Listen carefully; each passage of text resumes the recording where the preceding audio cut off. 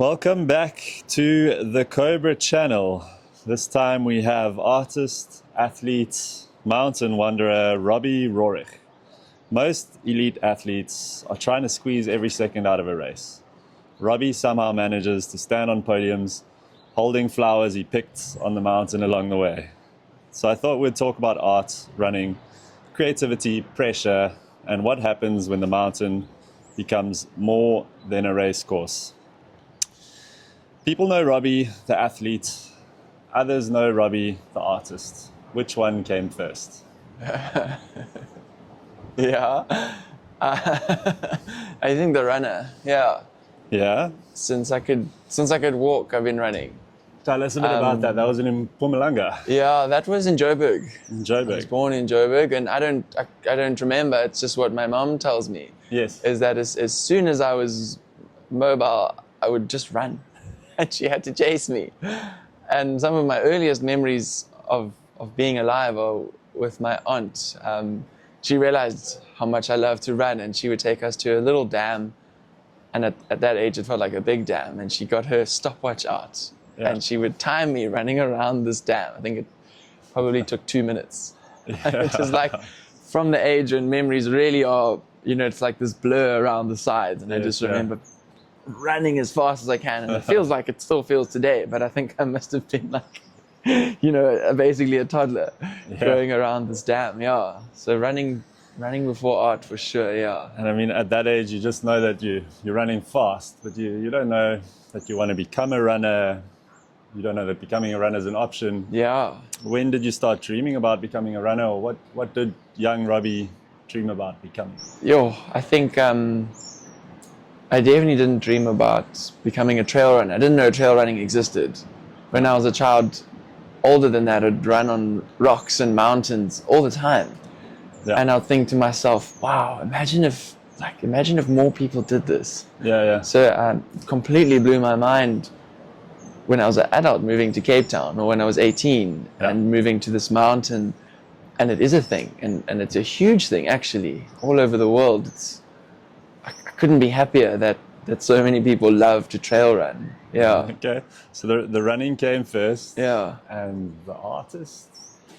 Yeah, I think maybe when I was about 7, it's also very distinct in my mind. I had little Pokemon Tazos, and whoever made those put some good energy in there. Those little Pokemon speaking to us. I think all the children love Pokemon, love them.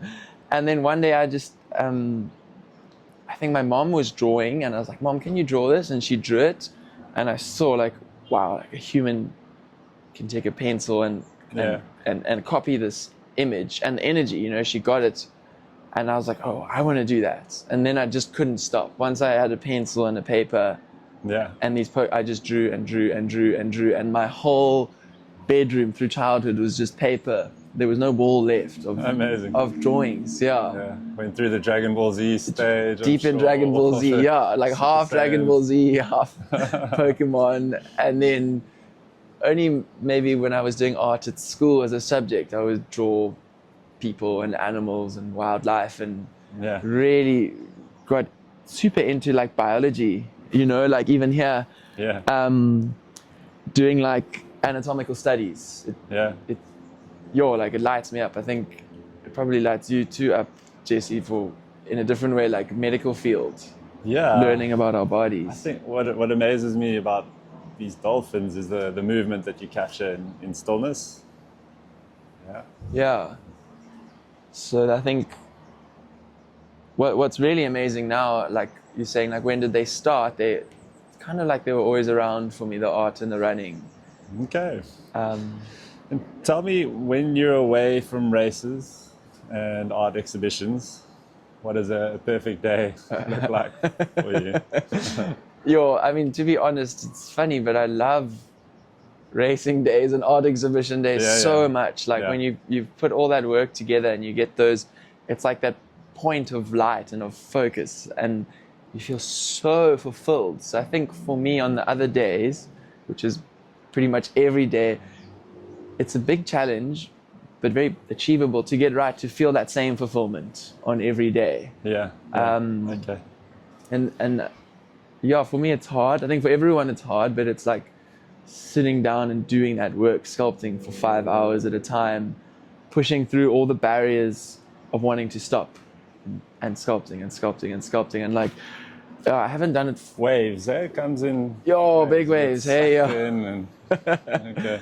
And I've been stuck for some years even. I think, honestly, since I started making money with my art, it brought a bit of a crimp. Yeah. So this right here has been super powerful, and I'm just making this because I want to, because the dolphins. How long have you been busy with the dolphins? It's been like maybe 2 weeks of work, 1 week of drawing, a lot of drawing, and then 3 days of making the armature. Before that drawing, you weren't aware that you were going to make dolphins? I mean, the real answer of how long, I mean, it's, in my life, it's been like 15 years. Okay. Connecting with the dolphins, paddling with them, you know, hearing them breathe next to you in the boat, slowly swimming with them, getting that experience of like standing here on the bottom of the seabed and they swim around you like this. Yeah. And I think for me, a huge reason to make these things is, you know, acknowledging the blessing that one individual has to swim with dolphins and sharing it. Yeah. You know, if we can make art and big art, you know, I want to make big dolphins in public spaces so other humans can walk through them. And as an artist, if we get it right, the frequency is in there and they can feel these dolphins swimming around them. I think in most of your interviews as an elite trail runner, you end up speaking 80% about your artistic passion and trail. A lot of people would see them as different worlds to an extent, but I've got a feeling you know, paint them with the same brush. Yeah, the energy, it's different, but it's similar. It goes together. I can't really sculpt if I don't run. Yeah. I think, like we were talking about it now, like the energy it's big. Like, but the feeling at the end, I find that so interesting. Yeah. You mentioned that you kind of chase that similar feeling when it all comes together. Yeah. On competition day. Yeah. So I mean, for me, the relation is running. And the exhibition. Yeah. And the exhibition, it's kind of everything coming together. Yes. And it overlaps for you. Yeah. I mean, it's funny because we experience time as humans. So in time and space, I'll go running in the mountain first. Yeah. And open that channel through like very big physical efforts. To infinity. Yeah, I mean, basically. You once said to me, I've got it here, the spectrum of better is infinite until we all just turn into light and stardust again. I don't know if you remember that. Well, I'm happy that thank you for letting me send that to you. Yeah. But it's that stuff, Jesse, like the mountain's doing it all the time, let's say, and the dolphins are too. And then for me, it's just the greatest honor to be able to run in the mountain and let that gap turn into an opening. Yeah. And come home. Channel. Maybe shower, and then because that energy is so open, but it's dense, it's in our bodies, you know, it's meditation, but it's physical, the running, you're sweating, your eyes are open, you know, it's super engaged with material reality. So then you get back and sculpt, and then what feels very spiritually heavy can be achieved for me with that physical unlock, if that makes sense. Yeah. The running, we're using our muscles, you know, so then we get here and you're plugging into what's spiritual into the material, and it's fresh. It's fresh. And for me, I think one of the greatest experiences I've probably ever had is running up a hill at a friend's house in the Eastern Cape and getting to the top and realizing that the same thing that originally created Wales, you know, it's been a 4.6 billion years of the earth and billions before that. The same thing that created that is flowing through every human. It's flowing through me, and then for me as an example to plug into that same thing, it's so possible. I think you're giving away your racing secrets here. The challenge now is for the other elites to plug in. Yeah. Yeah. But last night we actually had a talk, a running talk with Mvuyisi and myself. Yes. And I think all the runners are in it. We just think about it differently. Yeah. And show it differently. I think you always seem super relaxed. I can't picture an image of you looking angry or like too competitive. Always having the time of your life. What an interesting one for me to hear runners answer is, what do you think about during the runs, especially the harder times? Yes. When the legs give out and suffering. Yes. I think that for me, the less we think, the better. Yeah. The more we think, the worse in all of life. And I think it becomes super obvious in a long trail run when you start thinking too much. It hurts, and you can really get to dark places because your body is hurting and bringing you to, I would call it a frequency that has a match with really horrible thoughts, like so forget about the physical, or for me is to forget about the thoughts. The physical and the spiritual. So get the frequency but not the thoughts, right? If that makes sense, right? So the frequency of pain can be standalone. It doesn't have to come with, I'm a bad person, I've done this wrong and this wrong, because all that stuff comes when you get in dark places. Yeah. And I think it's just the greatest way to go there in a safe environment. You're in a race, we're not in a war, we're not being shot at or shooting anyone. We're actually just running. So it's an incredibly safe way to access really hard places. Yeah. And almost always come out of it. All you have to do is keep walking. I think that also gives people a lot of strength to take that into their daily life as well. Yeah. Those lessons that they learn getting through the suffering on the mountain. Huge. To real life situations and suffering. Because you'll meet that frequency in real life and your whole being will know, on Saturday I moved through that, and you'll move through it that much easier, and you'll just get that edge, and your thoughts will rise and your emotions might rise and your conversations, and then everyone around us matches us. Yeah. And we're free to get super high. Yeah. Then you get over the finish line and you've done it, and all the training and all the preparation, you realize I can do this.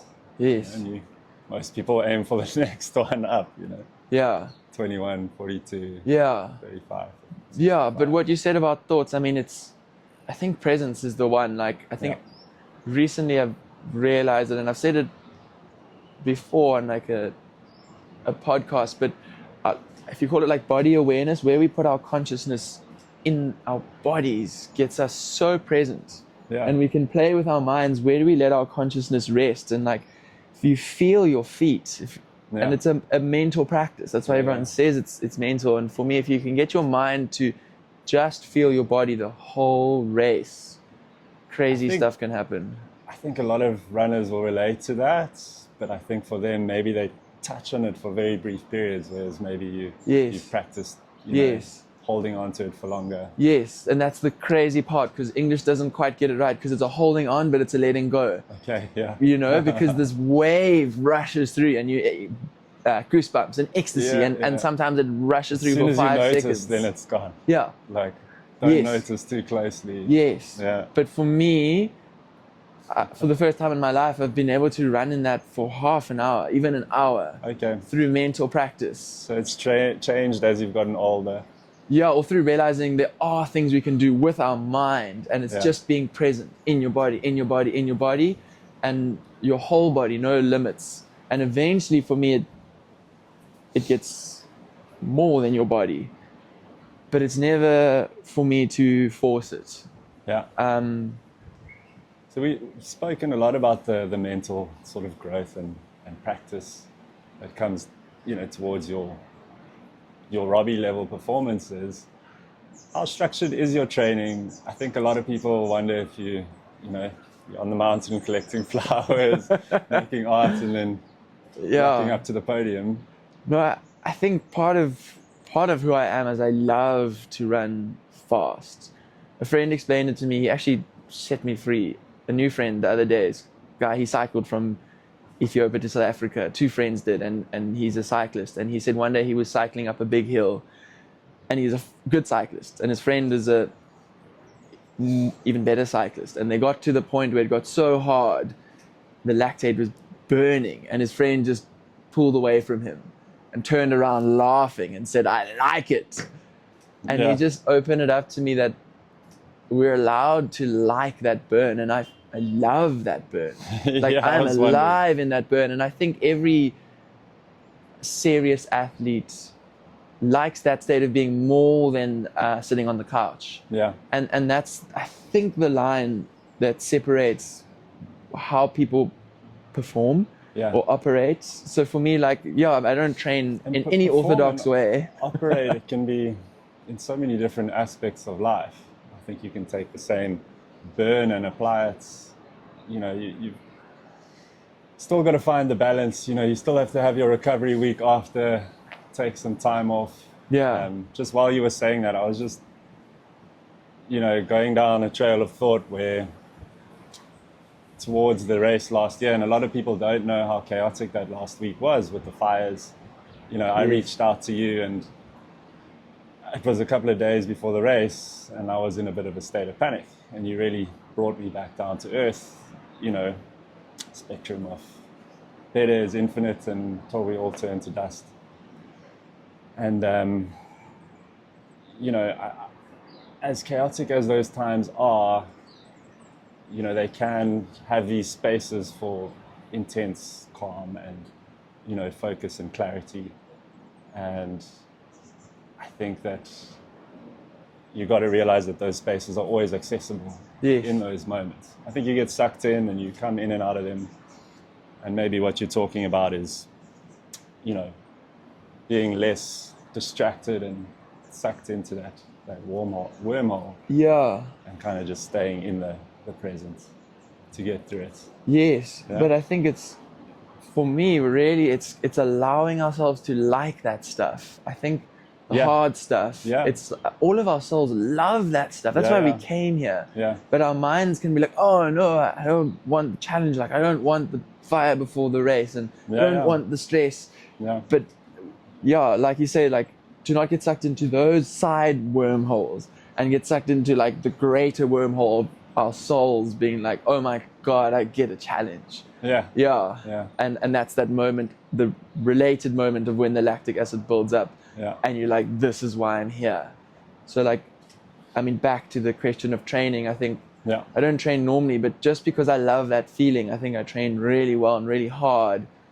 And I know there's things that I can do because of that not everyone can do. And there's people doing much harder things than me. Yeah. But I think for all of us, when we can get to that hardest moment, either we stop or we start. Okay. Yeah. And I think, I feel like we're so lucky to have that, what you just spoke about, channeled into a trophy built by you, given to that runner that's, you know, came out on top on that day. Yes. I think if we can chat a bit more about those, man. Trophies that you created, you know, where they came from, the brass, the rock. Yes. Yeah, tell us about them. Yeah. Where did you find the rocks? So the rocks, that was the end of the process. Only after you asked me to make them for the race. They're right behind us. Yeah. On the beach, from the ocean, from False Bay. So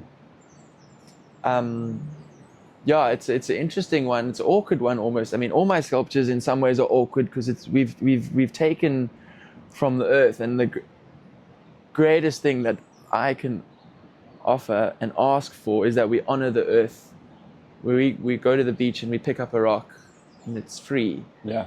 But it's free to humans, but is it free to the earth? So it's, for me, so important that we've chosen this rock and we've put it in this trophy, and now it is honored. Yeah. It's now on a mantelpiece. It's going to be passed down from athlete to athlete. It's going to bring them a sense of pride and Yeah, so to me it's so important that we honor what we receive from the earth. yeah. Yeah, so that rock, it represents that. I mean, it's just a rock, but it's Yeah. also that.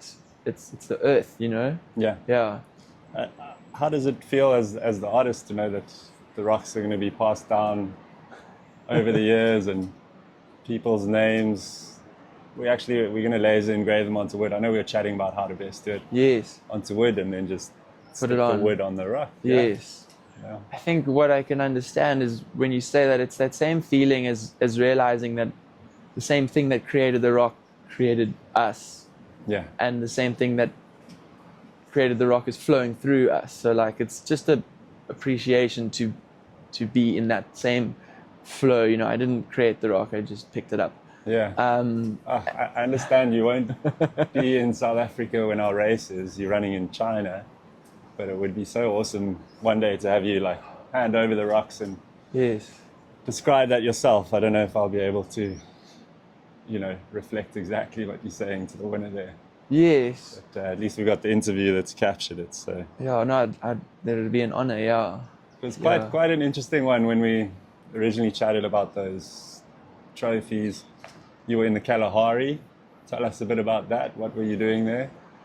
So, yeah, I was very lucky to meet an incredible group of people that live up in the Kalahari. Yeah. David Kraper's daughter and great nephew. He's an incredible South African figure, representing people from the Kalahari. So to meet his family, and I mean that's just the structure, but to meet the love of human beings in those people, it changed my life. I think any human on the planet, we see it like a picture of a person living in an ancient way. If it's in the Amazon or Australia or in Africa, it speaks to us because there's something very full in there. And I think for me and for anyone to stand in front of a human being that has that much love in their eyes, within that much suffering, of the human existence, it's unbelievable. It's like real, a very, very bright fire. It's like a star. I'm losing it a little bit, but basically what I was, I was for myself being exposed to the love that we are allowed as humans to let forth from our hearts and our eyes and our thoughts and our actions.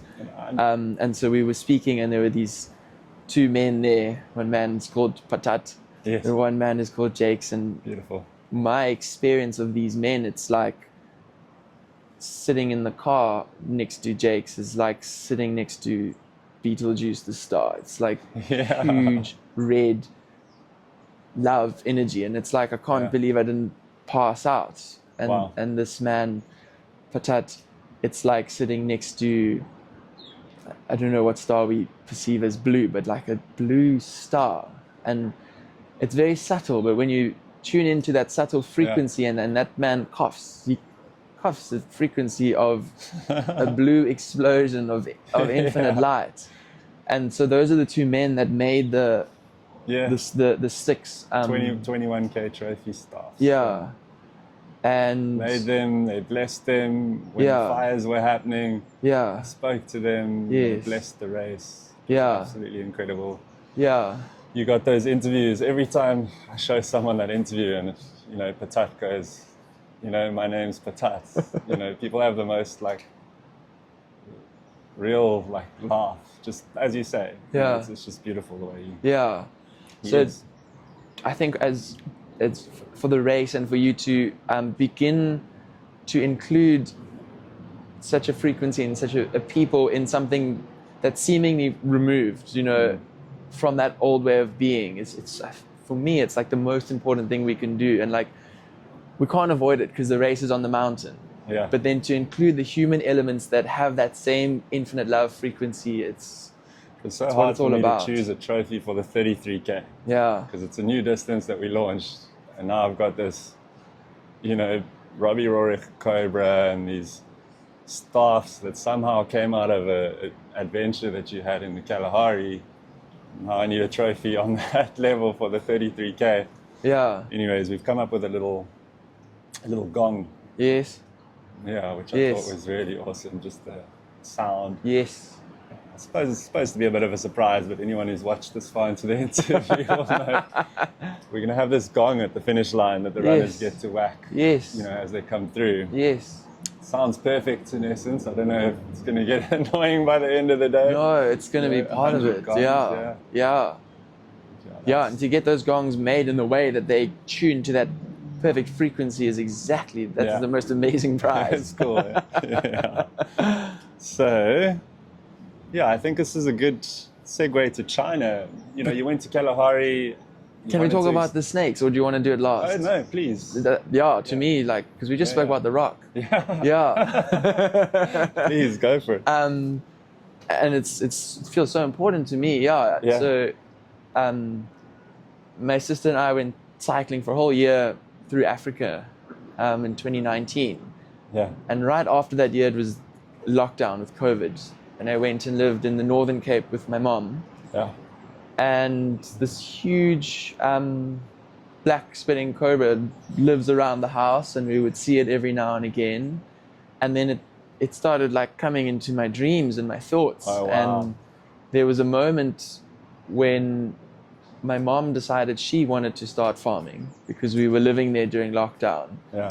And she made this decision and invited a family that grew up on the farm to come back and work and manage the farm and do this with her. And on that day that everyone came to the farm, literally to move back to this land that no one had been living on for 50 years, this black cobra slithered. It was like an insane experience between the children walking back on the farm. My gosh. Yeah. They were walking through the sand there in the Northern Cape, and the snake slithered between them. Yeah. And obviously they didn't see it until they saw it and freaked out and jumped around. But that energetic union of snake, it's super unexpected, but it was so real. You can't deny that snake came. Yeah. I mean, why snakes are generally shy of people, literally among the kids. And I think then I realized I want more of this interaction than just my dreams and thoughts and sights. So then I made a sculpture, a life-size one, of a black spitting cobra and a mongoose. Yeah. In this infinity shape with a cobra touching its tail. Mm-hmm. And in that same period of time of connecting with that snake and doing the drawings, because then when I do the sculptures, it's like weeks and days of drawing, and you draw the scales and you draw the fangs and the eyes and you get all the angles and the front and the side and the top, and goes back to your room with the drawings. Yeah, it's like that. There's just hundreds of drawings of snakes, and for me it was all about fear. I had a lot of fear for snakes. Yeah. And drawing them and drawing them and drawing them. Eventually, I got into loving them and loving that energy that they brought that used to give me fear. Yeah, so drawing the snake and feeling, for me now, every time I just see the scales of a snake, I just see between the scales what's coming out, what's inside the snake, and all I can feel and see is just this incredible white light, and it just shines through around all the scales, and the scales are almost like its hiding point from us. It's like, it's like everything. If we focus on the surface, we won't see what's in there. And what's in that snake is so beautiful. It's exquisite. Yeah. So I think for me to finally kind of plug out with the focus on just the outside and plug into the inside, and then you just feel that emanating out, And especially when you see a snake and like a cobra, it puts up its head, and if you think about it, the snake's ribs are its whole body, and it opens its ribs that. Yeah. And I think anatomically its heart is below that thing, but it's that essence of opening its heart as well.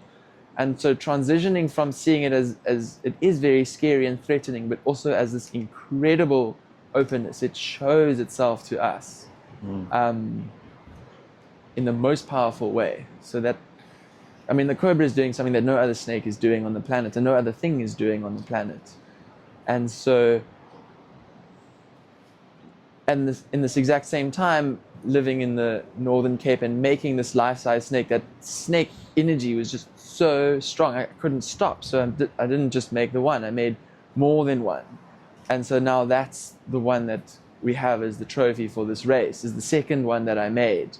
And it's, once all that hard work, or hard work is done of the drawing and the energy connecting, and you loose the energy in your being, and you can feel like it's a bit stuck there, and over the days and the weeks it becomes open, and then the stuff just happens. It becomes so easy to do what seemed to be hard work, and I just got this thick wire and just bent it in that perfect way for a snake, and you get the feeling, and you like hook its head, where is its neck, where is that point, and how does it move back, and like, as if the snake is in your body and in your hands, and you're pulling the wire down on the length of its hood, and there's that tiniest kink or change of energy flow, and you let it go, and then how is it moving its body, how is it holding itself off the ground, where does it come into contact with the ground, how does its spine change in that moment, and it's all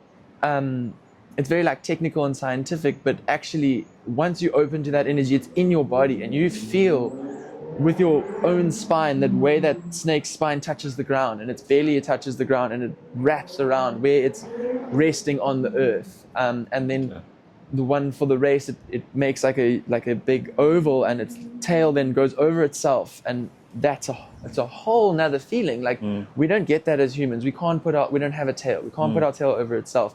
When you're in that energy, it's as if you're feeling it. It's as if you have this tail that's wrapped over yourself. It's left the ground. It's on yourself. It's a bit like being with someone you love and holding their hand. You love so much that they are you. There's that union experience with a snake, of its tail on its tail, and then the end of the tail kind of just sits there. The snake ends, which is a whole nother feeling. Like the snake ends, and now it opens, and now we're like, oh, I'm the human, and the snake's the snake, and that whole experience, it's like rushed through that being and your being. Wow. And that whole thing I just explained, that's just like, it's the wire, and then you find a way to like stick your wire to a board, and you get the clay, and he has some clay, so I make my own clay. I buy wax and terracotta powder and Vaseline, and you mix it. And my great grandmother on the farm had this pot that's about this big, like a potjie pot, that she would cook soap in. You can make soap from sheep fat. And so she doesn't do that, she's not around, so there's a free big open pot. So I've made all my clay in there on the farm, and you just mix it, and you make the fire, and the clay itself becomes smoky, and you become smoky, and you're mixing this giant pot like you're a witch or whatever you are, and then you put the clay in the sun, and because it's wax based, the sun makes it soft, and right now it's a bit hard, but that's a whole also very special, incredible feeling to have something that's solid but liquid. There's nothing else like it. Water runs, and a table is a table. You need a knife to cut wood or a hammer to chisel it, but there's this clay that you can use your fingers to move the solidness of it, and where you've moved through it and you let it go, it stays exactly as you've left it. So then again we go into that essence of the snake. How does the snake feel? And you use your eyes a lot. You see what you're doing, you're moving that, and your eye immediately just goes into your being and says yes when you've done it right.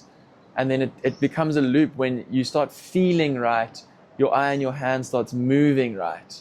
The feedback loop, it's a circle. So you don't know what's informing what. You just know that it's happening. And that's like, it's this unbelievable experience. You turn certain things on in your body and your mind, and you turn certain things off. Basically thoughts that don't include snake go out the window, and everything else becomes real. And you're just making the sculpture, and you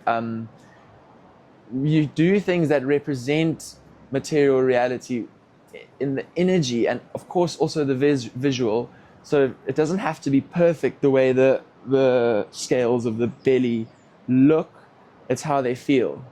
And then as a result, they also do look right if you get the feeling right. And then with the Cobra, you know, it gets to that kind of climax where it starts opening up, and you almost like building up because you're doing its body, and it's some kind of mono because it's like a long sheath. And then it gets to this point and you get this rush of freedom. You're like, oh my God, like this is the moment. And you take that piece of clay and you start shaping it as the beginnings of its hood.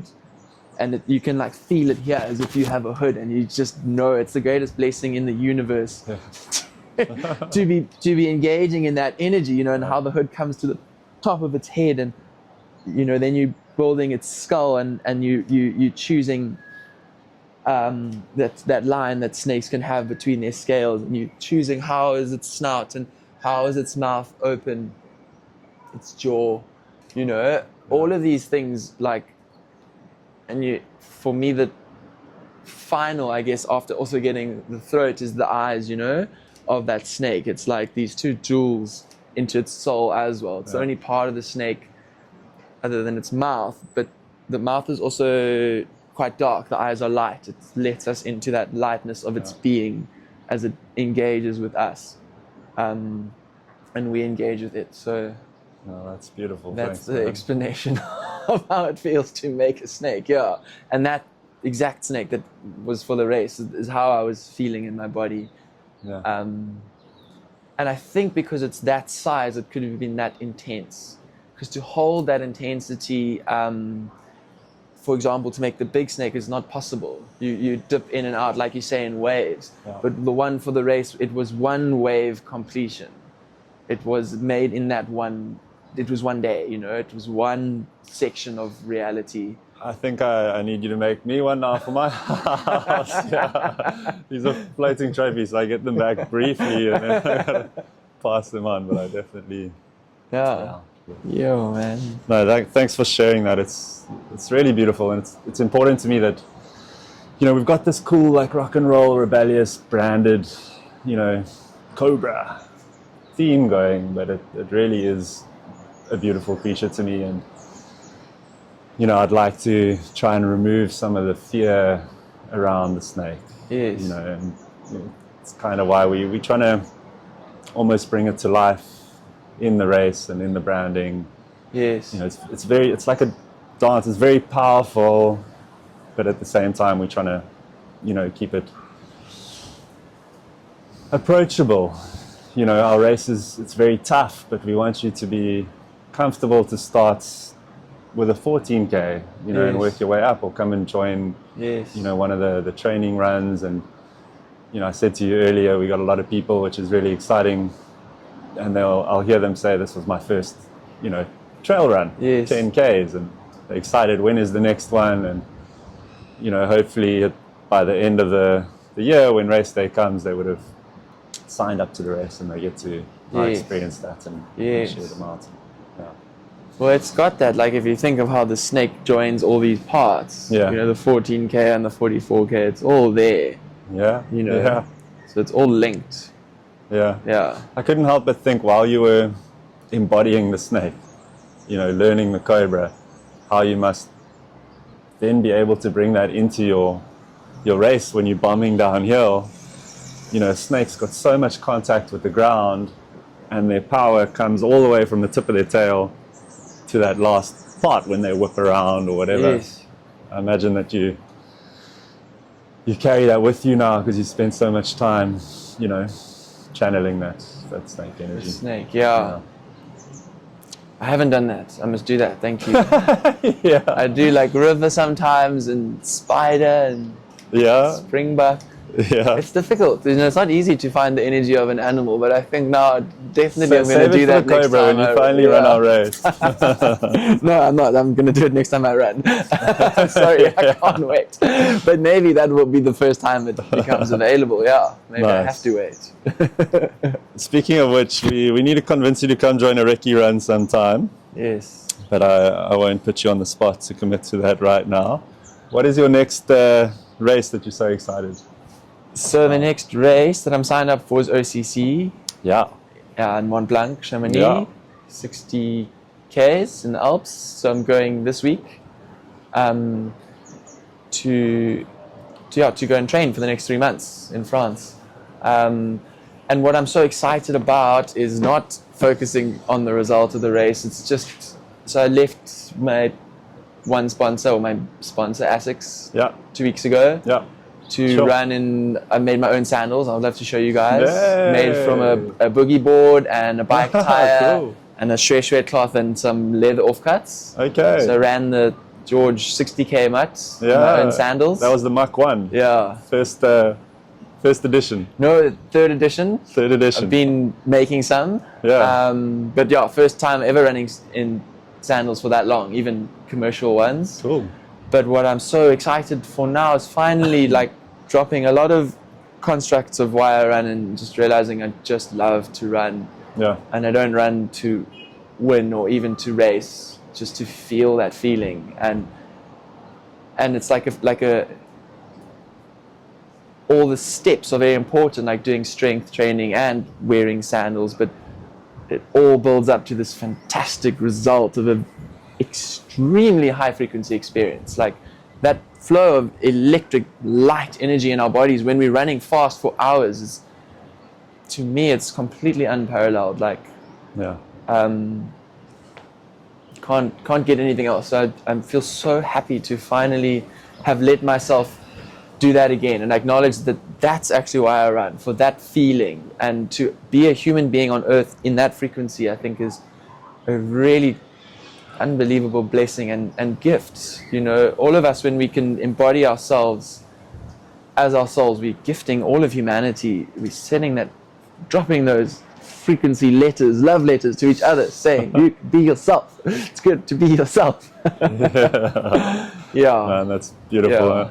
I think that's the perfect place to end the story for now. Yeah. Thanks so much for sharing. Hey man, yeah. I think if anyone's watched through to the end, they'll be inspired to start running tomorrow. Yeah, after that last little thing there. Thanks, Robbie. Yeah, thank you. And thanks for inviting us Lucy. to your home and your current place of inspiration, and sharing some of your art with us. I look forward to seeing the end of that dolphin one. Yes. Yeah. Thank you for putting it in the shot. It's so nice to share it in So the cool, man. process. Yeah. Beautiful. Yeah. Thanks, Robbie. Thanks, guys. Thanks, you too. Alrighty.